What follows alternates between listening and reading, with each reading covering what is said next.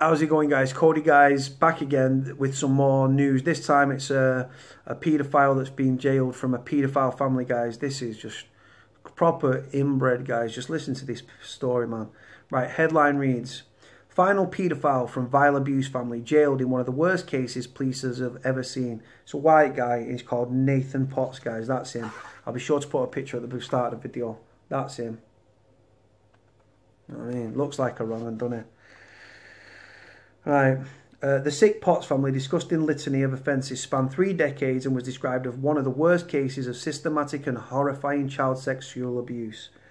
The final member of a paedophile family who raped and sexually attacked children has been jailed for 20 years. Nathan Potts was one of 6 members of the Potts family who abused youngsters over 3 decades before their horrific crimes came to light. The sick family's disgusting litany of offences spanned 3 decades, reports Coventry Live.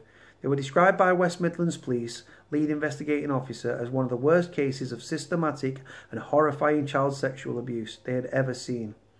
Following an 8-week trial, Potts, 26 from Coventry, was convicted of 2 counts of rape of a child, 4 counts of sexual assault, inciting a child into engage in sexual activity, and sex with another adult.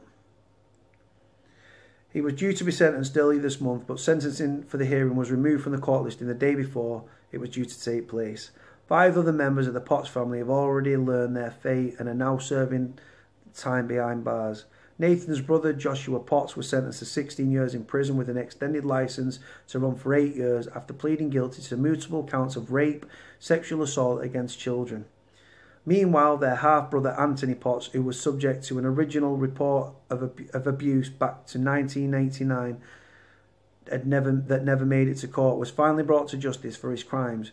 A jury found him guilty of 13 counts of rape, 3 counts of sexual assault, 9 counts of inciting a child to perform a sexual act, and cruelty, all against children. I'll be sure to put the pictures of this family up, guys, so you can see the state of them with your own eyes. The 49-year-old was ordered to serve a minimum of 16 years behind bars, and if ever released, he will remain on license for life. Their father, Keith Potts, 67, and his wife, Julie Potts, were sentenced to 8 and 7 years custody, respectively, after being convicted of 2 counts of child cruelty. And Anthony's wife, Elaine Potts, 50, and 42-year-old family friend, Joanna Hoy, both pleaded guilty to neglect last year. They were sentenced to 4 years custody each. When West Midlands Police revealed the full horror of the Potts crimes, they stated that officers were first approached by one of the victims back in 1989, but the case was never brought to trial. In 2015, 3 more individuals, all under the age of 14, disclosed that they had been abused by Anthony Potts and others to a third party who reported the allegations to police. But in July of that year, it was deemed that there was insufficient evidence to bring charges against the perpetrators. Following the exploration of facts and the testimony of a 5th person, the case was reopened in January 2016 and the full extent of the neglect began to unfold, resulting in three further cases being identified. After months of careful investigations and support from partner organisations including Coventry's Children's Services, the Coventry Rape and Sexual Abuse Centre, and the independent intermediaries appointed to support the child survivors, the defendants were brought to trial. The police stated the original investigation was referred to the Independent Police Complaints Commission in 2016. The Independent Office for Police Conduct, the new name for the IPCC, released a statement on the case. A spokesman for the IOPC said, following a referral from West Midlands Police in June 2016, we began an investigation into the forced handling of allegations of sexual abuse which were made against members of the Potts family in 1989. Just flicking past these ugly pictures, guys, of these inbred people. One sec. Our investigation was completed in June 2017 and we concluded from the evidence available that the police did not have enough to substantiate the allegations at the time. Surprise, surprise. In other words, they find the police weren't at fault. And the investigation actions taken by police were reasonable and proportionate under the circumstances.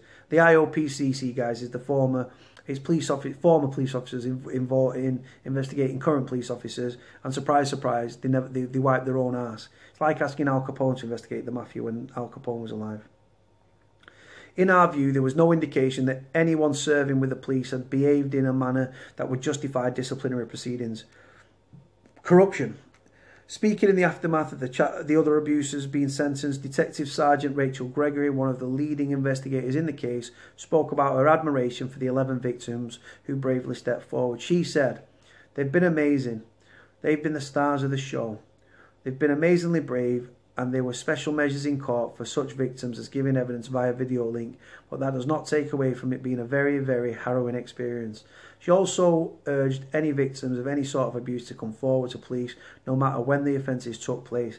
Detective Sergeant Gregory said, "If this is happening to you now or previously, we would implore you, anyone, to come forward. It's never too late. One victim in the Potts case first reported 30 years ago, but now we have a successful conviction for 30 years on. It shouldn't take 30 years. Anyway, guys, I'll put a link in the description below and I'll get some pictures to bang at the front. Sick fucking freaks, guys. All be in prison, all be on protection. Next vlog.